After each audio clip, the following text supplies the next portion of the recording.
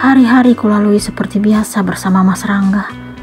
Kami tetap percaya kalau suatu saat nanti orang tuanya akan merestui hubungan kami.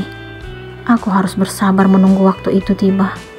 Mas Rangga selalu memberikan dukungan dan semangat. Akan tetapi, ada satu hal yang masih tetap mengganjal dalam hatiku. Kenapa Bu Sandra membenciku karena masa lalunya? Ada apa sebenarnya dengan wanita itu? Sebelum bekerja di perusahaannya, aku tidak mengenal beliau. Bagaimana mungkin wanita kaya seperti Bu Sandra ada sangkut paut masa lalunya denganku? Aku hanya gadis sederhana dan tidak pantas dibandingkan dengan perempuan paruh baya tersebut. Ini benar-benar tidak masuk akal sama sekali. Mungkinkah orang tuaku mengenal Mama Mas Rangga? Aku tetap tidak percaya dengan pemikiran seperti itu. Bapak dan ibu berasal dari keluarga sederhana. Rasanya tidak percaya jika mereka tahu tentang Bu Sandra. Apa sebaiknya aku menanyakan hal ini kepada bapak dan ibu? Dari tadi bengong aja. Lagi mikirin apa sayang?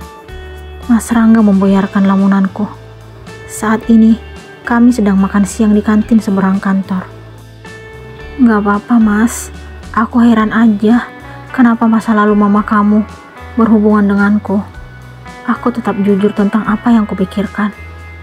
Aku juga heran, padahal sebelumnya mama gak kenal kamu. Bertemunya juga setelah kamu kerja di kantor.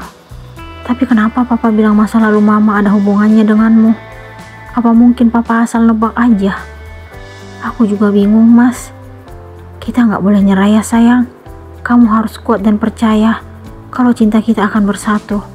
Mas Rangga selalu meyakinkanku. Iya mas, aku akan tetap membantumu untuk memperjuangkan cinta kita. Aku berjanji kepada diri sendiri akan berusaha mencari tahu ada apa sebenarnya antara masa lalu Bu Sandra denganku. Wanita itu sangat serius membenciku.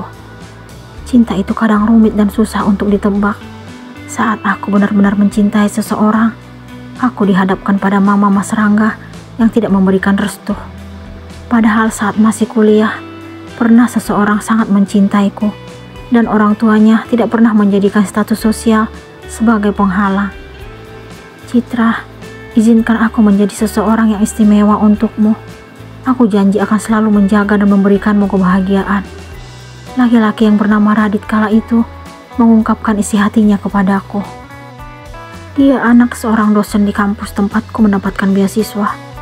Mamanya yang bernama Sinta sangat baik kepadaku, bahkan berharap agar hubunganku dengan anaknya bisa lebih serius.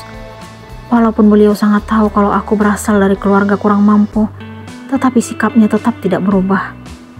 Maafin aku Dit, untuk sekarang rasa itu belum ada. Aku juga gak pantas menjadi seseorang yang istimewa untukmu. Status kita bagaikan bumi dengan langit. Aku menolak perasaan Radit kala itu. Kenapa kamu berpikir seperti itu, Cit? Aku tidak pernah mempermasalahkan tentang itu. Bahkan mama sayang banget sama kamu. Tapi aku tetap gak bisa, Dit. Aku tetap menolak perasaan Radit saat itu. Atau mungkin kamu sudah memiliki seseorang yang kamu cintai? Sama sekali enggak, Dit. Aku masih ingin tetap fokus kuliah. Setelah lulus kuliah, aku tidak pernah lagi bertemu dengan Radit. Dia tiba-tiba menghilang dan benar-benar menjauh dariku. Aku menyukai laki-laki itu hanya sebagai teman, tidak lebih. Hati ini tidak dapat dipaksa untuk memberikan cinta untuknya. Kamu ngelamun lagi sayang?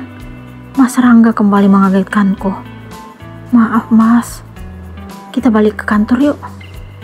Aku dan Mas Rangga akhirnya kembali ke kantor setelah kami selesai menikmati menu makan siang di kantin hari ini. Entah kenapa, aku tiba-tiba mengingat laki-laki lain di depan pria yang sangat mencintaiku. Ini tidak boleh terjadi lagi. Bu, Pak, Citra boleh nanya sesuatu nggak? Aku melihat ke arah bapak dan ibu saat kami berkumpul di depan TV. Mau nanya apa, Nduk? Tanya ibu kepadaku. Apa keluarga kita punya masalah atau musuh di masa lalu? Aku akhirnya berhasil mengeluarkan pertanyaan tersebut. Kenapa tiba-tiba kamu bertanya seperti itu? Tanya bapak kepadaku. Mamanya Mas Rangga sangat membenci Citra. dan tidak menyetujui hubungan kami. Papanya bilang kalau semua itu karena masa lalu yang ada hubungannya dengan Citra. Apa bapak dan ibu kenal dengan orang tua Mas Rangga? Tanya aku kembali. Orang susah seperti kita tidak mungkin dikenal oleh orang kaya seperti mereka, Nduk. Bapak menjelaskan. Citra juga berpikir seperti itu. Tapi apa maksud dari ucapan mereka tentang masa lalu? Citra benar-benar bingung. Kamu bingung. Bapak dan ibu jauh lebih bingung, Nduk. Ibu turut menimpali. Aku belum mampu menemukan jawaban dari apa yang dikatakan orang tua Mas Rangga. Bapak dan ibu juga merasa tidak mungkin kenal dengan keluarga laki-laki yang mencintaiku itu. Namun, apa yang membuat Bu Sandra melampiaskan kekesalannya hingga dengan tega menamparku kala itu? Aku melangkah memasuki kamar, lalu menghempaskan tubuh ke tempat tidur. Aku merasa bahwa apa yang terjadi saat ini seperti sebuah teka-teki. Kenapa hal ini harus terjadi dalam hubunganku bersama Mas Rangga? Apa salah kami? Menurutku, cinta itu tumbuh kapan saja, kadang tanpa disadari. Itulah yang kurasakan kepada Mas Rangga. Niat awal memasuki perusahaannya adalah mencari penghasilan. Namun, setelah bertemu dengannya, hati ini berdebar dan merasakan sesuatu yang berbeda. Ternyata getaran di dada ini disambut baik oleh Mas Rangga. Laki-laki itu juga memiliki perasaan yang sama denganku. Cinta yang telah bersemi membawa kami dalam sebuah ikatan sebagai sepasang kekasih.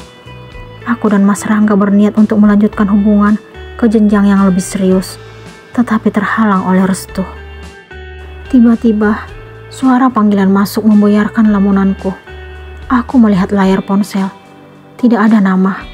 Ternyata nomor baru. Aku tidak mengangkat telepon tersebut. Namun, benda pintar itu mengeluarkan suara getaran yang menandakan adanya pesan masuk. Apa kabar, Cit? Aku tetap tidak membalas pesan tersebut karena tidak menyimpan nomor kontaknya. Namun, pesan berikutnya kembali masuk. Kamu udah gak ingat aku ya? Kenapa teleponku gak diangkat? Pesan juga hanya dibaca. Akhirnya, aku mencoba memberikan balasan. Maaf, ini siapa? Tanyaku dalam pesan. Ternyata kamu udah gak menyimpan nomor kontakku, Citra. Maaf, sebenarnya ini siapa? Aku penasaran kepada si pengirim pesan. Ini aku, Cit. Radit. Ini benar-benar sulit dipercaya. Radit kembali menghubungiku. Setelah tadi siang, diriku mengingat tentangnya. Tidak mungkin laki-laki itu bisa merasakan atau tahu kalau aku tiba-tiba teringat akan dirinya. Mungkin ini hanya kebetulan.